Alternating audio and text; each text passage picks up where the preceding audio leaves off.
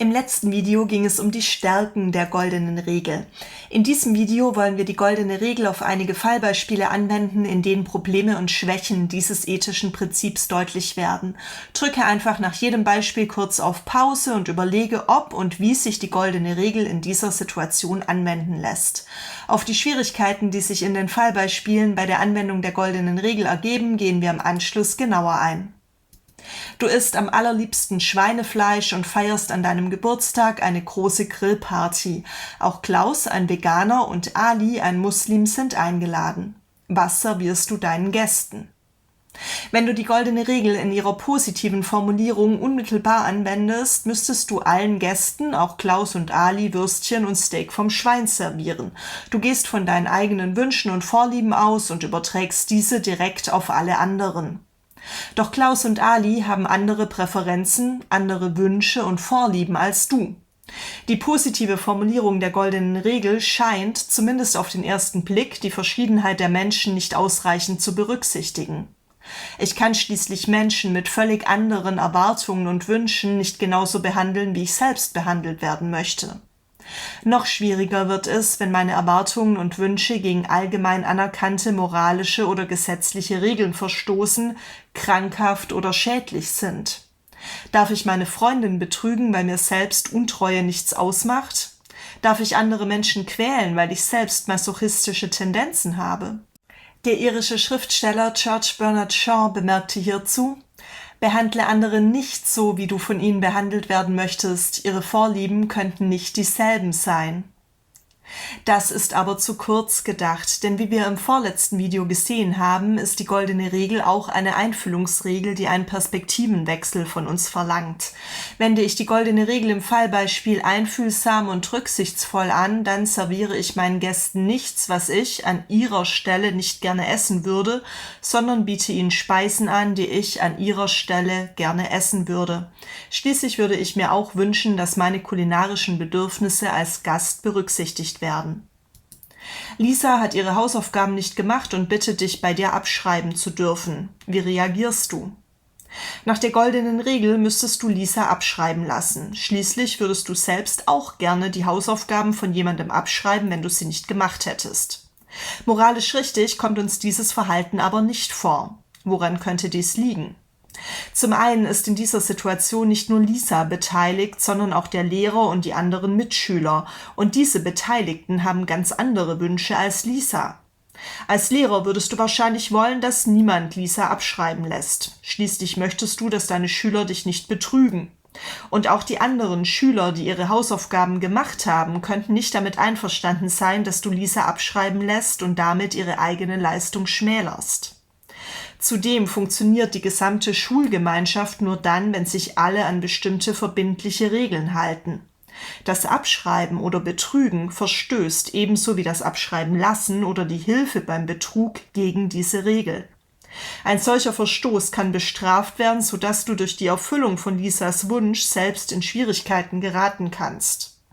Wir sehen, es gibt Fälle, in welchen die goldene Regel auf den ersten Blick ein moralisch falsches oder sogar strafbares Verhalten von uns fordert. Erst bei genauerer Prüfung und unter Miteinbeziehung weiterer Betroffener und Gegebenheiten führt die Anwendung der goldenen Regel zu einem befriedigenden Ergebnis. Du bist Richterin und führst das Verfahren gegen einen Dieb, welcher nachweislich mehrere Fahrräder gestohlen hat. Verurteilst du ihn zu einer Strafe oder lässt du ihn laufen? Auf den ersten Blick dürftest du den Dieb nicht zu einer Strafe verurteilen. Wärst du an seiner Stelle, würdest du dir nämlich wünschen, nicht bestraft zu werden. Doch auch in diesem Beispiel sind außer dir und dem Dieb noch weitere Personen betroffen, von den bestohlenen Fahrradbesitzern bis hin zur gesamten Gesellschaft. Versetzt du dich als Richterin in die Opfer der Straftat oder die anderen Gesellschaftsmitglieder hinein, darfst du den Dieb selbstverständlich nicht freisprechen. Eine Gesellschaft kann zudem ebenso wie eine Schulgemeinschaft nur funktionieren, wenn die bestehende Rechtsordnung respektiert wird. Du kannst daher in deiner Funktion als Richterin nur innerhalb der bestehenden Rechtsordnung agieren und hast damit zwar die moralische Pflicht, dem Dieb ein faires Verfahren und ein gerechtes Urteil zu ermöglichen, nicht aber ihn freizusprechen. Das Dilemma vom Richter und Angeklagten ist eine klassische Kritik an der goldenen Regel. Wir gehen später noch ausführlicher darauf ein. Im Finale des Tennisturniers deiner Stadt spielst du im Einzel gegen Carlos. Gibst du dein Bestes, um ihn zu besiegen, oder lässt du ihn gewinnen? Nach der goldenen Regel müsstest du Carlos gewinnen lassen. Schließlich würdest du an seiner Stelle auch gerne gewinnen. Warum wir in Wettbewerbssituationen Probleme mit der goldenen Regel bekommen und wie diese gelöst werden können, schauen wir uns später genauer an. Du stehst im Flughafen bei der Passkontrolle in einer langen Schlange. Wie verhältst du dich? Eigentlich müsstest du die Passagiere hinter dir vorlassen. Schließlich würdest du dir wünschen, selbst in der Schlange vorgelassen zu werden. Hier sehen wir, dass vor allem bei der positiven Formulierung der goldenen Regel Probleme entstehen, wenn meine eigenen Interessen mit den Interessen meines Gegenübers rivalisieren. Müssen die eigenen Interessen hinter den Interessen anderer Menschen zurückstehen? Muss ich die Wünsche anderer Menschen auch auf Kosten meiner eigenen Wünsche erfüllen? Auf dem Nachhauseweg vom Training spricht dich ein Betrunkener an. Er verlangt dein Geld und dein Smartphone. Du bist deutscher Jugendmeister im Boxen und könntest dich problemlos gegen den betrunkenen Räuber verteidigen. Was tust du? Nach der goldenen Regel musst du dem Mann Geld und Smartphone geben. Wärst du der Räuber, würdest du schließlich auch nicht wollen, dass sich dein Opfer verteidigt, sondern dass es dir seine Wertgegenstände bereitwillig übergibt. Wieder sehen wir, hier nur in krasserer Art und Weise wie in Fall 5, das Problem, das entsteht, wenn die Anwendung der goldenen Regel die Durchsetzung meiner eigenen berechtigten Interessen verhindert. Es stellt sich außerdem wie in Fall 2 die Frage, ob auch moralisch falsche oder illegale Wünsche berücksichtigt werden müssen. Eine mögliche Lösung für dieses Problem wäre, die goldene Regel nur innerhalb des geltenden rechtlichen Rahmens anzuwenden, beziehungsweise Menschen, die sich in einer bestimmten Situation selbst nicht an die goldene Regel halten, von einer Berücksichtigung durch die goldene Regel auszuschließen. Wünsche, die gegen geltende rechtliche oder moralische Normen verstoßen, wie die von Lisa oder dem Räuber, müssten so nicht berücksichtigt werden. Bei einer Wanderung durch ein unberührtes Stück Wald trinkst du eine Dose Cola. Du hast keine Lust, die leere Dose die restliche Wanderung über in der Hand zu halten bzw. dir damit den Rucksack zu versauen. Darfst du die leere Getränkedose in den Wald werfen? In diesem Beispiel hilft uns die goldene Regel nicht wirklich weiter. Es fehlt das direkte menschliche Gegenüber, auf das wir die Handlung übertragen könnten. Möglicherweise muss der Anwendungsbereich der goldenen Regel erweitert werden. X plant ein Selbstmordattentat gegen eine ihm verhasste Gruppe von Personen. Darf er es durchführen? Laut goldener Regel ja. Schließlich müsste sich jeder aus der ihm verhassten Gruppe wünschen, tot zu sein bzw. für ein höheres Ziel zu sterben. Warum die Anwendung der goldenen Regel bei Fanatikern oder Extremisten nicht zu befriedigenden moralischen Ergebnissen führt, analysieren wir später noch genauer. Vor allem in der Neuzeit wurde die goldene Regel oft als ethisch untauglich verworfen oder auf verschiedene Weisen ergänzt und präzisiert. An den Fallbeispielen wurde deutlich, dass es Situationen geben kann, in welchen die goldene Regel zumindest nicht unmittelbar angewendet werden kann. Offensichtlich gilt die goldene Regel nicht ohne Grenzen, Ausnahmen und Präzisierungen. Die goldene Regel geht davon aus, dass sich Menschen in bestimmten grundlegenden Eigenschaften weitgehend ähneln. Ist dies jedoch nicht der Fall, kommt es zu Schwierigkeiten. Vor allem die positive Formulierung der goldenen Regel führt zu Problemen. Menschen stimmen in ihrem Urteil über das, was subjektiv gut ist, und das heißt in dem, was sie wollen, nämlich keineswegs überein. Ein Schweinefleischliebhaber, ein Veganer, ein Masochist, ein Selbstmordattentäter und ein gewöhnlicher Bürger wollen ganz unterschiedliche Dinge. Ein Problem bei der Anwendung der goldenen Regel entsteht, wenn die Handelnden nicht die gleichen Voraussetzungen und damit auch nicht die gleichen Interessen und Bedürfnisse haben. Wenn ich selbst sehr gerne Schweinefleisch esse, soll ich dieses Essen dann auch meinem veganen oder muslimischen Freund servieren? Wenn ich selbst gerne Schmerzen erleide, darf ich dann andere quälen? Wenn ich selbst mein Leben für einen höheren Sinn opfern möchte, darf ich dann das Leben anderer für einen höheren Sinn opfern? Selbstverständlich nicht. Bei der Anwendung der goldenen Regel darf man sich nämlich nicht die Frage stellen, wie würde ich mit all meinen Eigenschaften an seiner Stelle behandelt werden wollen, sondern man muss sich fragen, wie würde ich mit all seinen Eigenschaften an seiner Stelle behandelt werden wollen. Eine rücksichtslose und unmittelbare Anwendung der positiven goldenen Regel kann absurde oder schlimme Folgen haben. Ein Schweinefleischliebhaber müsste allen seinen Gästen Schweinefleisch vorsetzen, ein Masochist dürfte seine Mitmenschen quälen, ein Selbstmordattentäter andere Menschen umbringen. Solche Handlungen resultieren aus egozentrischen Fehlinterpretationen der Gebotsregel. Sie sind ausschließlich von den eigenen Neigungen, Gewohnheiten, Sitten oder Interessen geleitet. Vor allem bei der positiven goldenen Regel ist aber ein Perspektivenwechsel und Empathie nötig, um die Tatsache zu berücksichtigen, dass Menschen sehr unterschiedliche Interessen, Vorlieben und Gewohnheiten haben. Die positive Formulierung der goldenen Regel muss daher als Einfühlungsregel interpretiert werden. Man soll sich in den anderen hineinversetzen und sich vorstellen, wie man selbst mit all dessen individuellen Eigenschaften, Interessen und Bedürfnissen gerne behandelt werden würde. Dies schließt unterschiedliche Gewohnheiten und Einstellungen, aber auch unterschiedliche Sitten und Gebräuche mit ein. Nur weil ich selbst es höflich finde, anderen Menschen zur Begrüßung die Hand zu geben, muss es mein Gegenüber, etwa eine konservative muslimische oder indische Frau, nicht ebenso sehen. Eine Stärke der goldenen Regel ist ja gerade, dass es sich um ein formales, ethisches Prinzip handelt, das keine konkreten inhaltlichen Vorgaben macht. Ich kann mithilfe der goldenen Regel je nach Kontext, also unter Berücksichtigung der beteiligten Akteure und der Situation, beurteilen, welches Handeln angemessen und geboten ist. Nur so kann man eine missbräuchliche Anwendung verhindern und notwendige Ausnahmen zulassen. Der deutsche Naturrechtsphilosoph Samuel Pufendorf argumentiert schon im 17. Jahrhundert mit dem Dilemma vom Richter und Angeklagten gegen eine universale Anwendung der goldenen Regel. Die goldene Regel könne aufgrund dieses Dilemmas kein Prinzip des Naturrechts sein.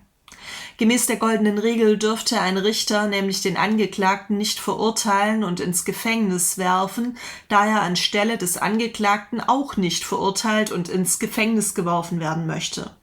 Etwa 100 Jahre später kritisiert Immanuel Kant mit genau demselben Argument die goldene Regel als triviales Prinzip, welches sich nicht als allgemeines Gesetz eigne, da es Ausnahmen zulasse, beispielsweise, dass ein Verbrecher gegen seinen Richter argumentieren könne. Aber spricht dieses Beispiel tatsächlich so eindeutig gegen die goldene Regel? Nein, denn schließlich geht es in dem Fall nicht nur um den Richter und den Angeklagten. Der Richter darf die goldene Regel nicht nur auf den Angeklagten anwenden, sondern muss auch das Opfer der Straftat sowie weitere Beteiligte bis hin zur gesamten Gesellschaft in den Blick nehmen. Als Opfer der Straftat würde ich mir wünschen, dass der Richter den Angeklagten zu einer angemessenen Strafe verurteilt. Ebenso würde ich mir als Angehöriger des Opfers sowie als jedes beliebige Mitglied der Gesellschaft wünschen, dass ein Verbrecher nicht ungestraft davonkommt. Ein Richter kann seine Entscheidungen zudem nur innerhalb der geltenden Rechtsordnung treffen. Damit die gesamte Gesellschaft funktionieren kann, müssen sich alle an bestimmte allgemein verbindliche Regeln halten. Verstöße gegen diese Regeln werden bestraft. Ein Richter ist verantwortlich für die Rechtsprechung und damit die Einhaltung der Rechtsordnung. Er muss über die Schwere der Verstöße urteilen und ein angemessenes Strafmaß verhängen. Missbräuchliche Anwendungen der goldenen Regel können recht leicht auf ihre moralische Konsistenz hin überprüft werden, indem weitere betroffene Personen, Gruppen mit einbezogen werden. Handelt es sich um Verstöße gegen geltendes Recht, wie im Richterbeispiel, ist die gesamte Gesellschaft betroffen. Daher muss auch der rechtliche Rahmen berücksichtigt werden. Ob es sich dann aber noch um eine reine Anwendung der goldenen Regel handelt, ist mehr als fraglich. Schließlich spielen bei der Entscheidung auch utilitaristische oder rechtsphilosophische Überlegungen eine Rolle. Vor allem christliche Theologen kritisieren, die goldene Regel sei bloß ein formales Prinzip ohne konkreten Inhalt. Dadurch bleibe sie relativ abstrakt und gäbe keine echte Orientierung für das Handeln. Menschen mit unterschiedlichen Präferenzen können mit Berufung auf die goldene Regel zu völlig verschiedenen Handlungsweisen gelangen. Zudem könne sie leicht missbraucht werden, um egoistisches, moralisch offensichtlich falsches oder sogar illegales Handeln zu rechtfertigen. Die goldene Regel taugt ihrer Ansicht nach nicht als für die Praxis taugliche ethische Orientierungshilfe.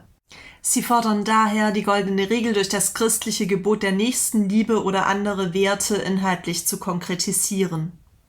Auf das Problem der unterschiedlichen Präferenzen sind wir bereits ausführlich eingegangen. Wie aber lässt sich verhindern, dass die goldene Regel für die Rechtfertigung von egoistischem, moralisch falschem oder illegalem Handeln missbraucht wird? Eine Lösung könnte sein, die goldene Regel nur innerhalb des geltenden rechtlichen Rahmens anzuwenden, beziehungsweise sich vor Anwendung der goldenen Regel die Frage zu stellen, ob sich das Gegenüber in der jeweiligen Situation selbst an diese Regel gehalten hat oder hält. Ein weiterer Einwand gegen die goldene Regel ist ihre angebliche Wettbewerbsfeindlichkeit. Jede kompetitive Situation, zum Beispiel im sportlichen Wettbewerb, bei der Partnersuche oder im Berufsleben, wird nach der goldenen Regel ethisch unmöglich. Wenn ich nicht besiegt werden möchte, darf ich auch andere nicht besiegen. Die goldene Regel ist aber keine Erfolgsformel, sondern eine Handlungsanweisung. Es geht bei ihrer Anwendung nicht um ein erfolgreiches, sondern um ein moralisch richtiges Handeln. Und bezieht man die goldene Regel nur auf moralisch relevante Handlungen, dann entstehen auch keine absurden Konsequenzen in der Anwendung. Denn auch in Wettbewerbssituationen kann ich den Fokus der goldenen Regel auf moralisch relevante Handlungen legen. Wie und mit welchen Mitteln verfolge ich meine Ziele in einem Wettbewerb? Rücksichtsvoll, ehrlich und fair oder rücksichtslos, unehrlich und unfair? Nicht nur im Wettbewerb, sondern immer, wenn Menschen mit rivalisierenden Interessen aufeinander stoßen, kann die goldene Regel nur bedingt weiterhelfen. Muss ich alle anderen Passagiere in der Schlange vorlassen? Soll ich Lisa abschreiben lassen? Darf ich mich verteidigen, wenn ich angegriffen werde? Wenn meine eigenen berechtigten Interessen berührt werden, gerät die goldene Regel an ihre Grenzen. Ich liebe mich selbst und meine Nächsten schließlich mehr als die anderen, erst recht mehr als meinen Feind. Eine Lösung wäre hier wieder, die goldene Regel nur auf moralisch relevante Handlungen anzuwenden. Dementsprechend müsste ich gehbehinderte Menschen oder Menschen mit kleinen Kindern in der Schlange vorlassen, nicht aber alle Passagiere. Und werden meine eigenen Interessen durch egoistisches, moralisch falsches oder illegales Handeln berührt, dann kann ich den rechtlichen Rahmen berücksichtigen bzw. mich fragen, ob sich mein Gegenüber selbst an die goldene Regel hält. Zudem ist unklar, auf welchen Kreis von Betroffenen sich die goldene Regel bezieht. Bezieht sie sich auf alle Menschen oder nur auf die Mitglieder meiner eigenen Gruppe oder meines Kulturkreises? Müssen auch Tiere und die nichtmenschliche Natur berücksichtigt werden? Laut dem US-amerikanischen Soziologen Amitai Etzioni bezieht sich die alte goldene Regel nur auf den direkten zwischenmenschlichen Bereich. In seinem Buch The New Golden Rule fordert er daher eine Ausweitung der goldenen Regel auf die makrosoziale Ebene und formuliert eine neue goldene Regel. Achte und wahre die moralische Ordnung der Gesellschaft in gleichem Maße, wie du wünschst, dass die Gesellschaft deine Autonomie achtet und wahrt. Die goldene Regel muss seiner Ansicht nach von einer individualethischen Richtschnur zu einem sozialethischen Prinzip ausgeweitet werden. Der Philosoph Hans Jonas geht noch einen Schritt weiter und bezieht mit seinem verantwortungsethischen Imperativ auch zukünftige Generationen mit ein. Handle so, dass die Wirkungen deiner Handlung verträglich sind mit der Permanenz echten menschlichen Lebens auf Erden. Verantwortung ist bei Jonas eine als Pflicht verstandene Fürsorge für die Zukunft der Menschheit. Er berücksichtigt damit nicht nur das direkte menschliche Gegenüber, sondern auch zukünftige Generationen sowie die nichtmenschliche Natur. Und Tier- und Umweltethiker fordern auch Tiere bzw. die gesamte nichtmenschliche Natur moralisch zu berücksichtigen. Durch eine solche Ausweitung ergeben sich aber neue Schwierigkeiten. Je mehr Beteiligte mit unterschiedlichen Interessen es nämlich gibt, umso schwieriger wird die Abwägung dieser Interessen. Die goldene Regel reicht dann als alleiniges moralisches Prinzip nicht mehr aus. Ein letztes Problem bei der Anwendung der goldenen Regel sehen wir am Beispiel des Fanatikers oder des Extremisten. Ein Nazi mit einem unbändigen Hass auf Juden würde für den Fall, dass er selbst Jude wäre, seine eigene Ermordung fordern. Ein Selbstmordattentäter mit dem Wunsch, dass seine Feinde und er selbst für ein höheres Ziel sterben, könnte nicht wollen, dass er als Feind am Leben bleibt. Sowohl Nazi als auch Selbstmordattentäter würden gemäß der goldenen Regel moralisch richtig handeln, wenn sie ihre Feinde ermorden. Ihre Haltung kann jedoch keineswegs als vernünftiges moralisches Prinzip gelten. Der geforderte Perspektivenwechsel funktioniert im Falle von Fanatikern und Extremisten nicht und die Anwendung der goldenen Regel gerät an ihre Grenzen. In Anbetracht der genannten Schwächen und Probleme, ist die goldene Regel deiner Meinung nach ein sinnvolles ethisches Prinzip? Mit dem Quizlet-Lernset Die goldene Regel kannst du dein Wissen jetzt überprüfen und vertiefen. Viel Spaß beim Lernen und bis bald!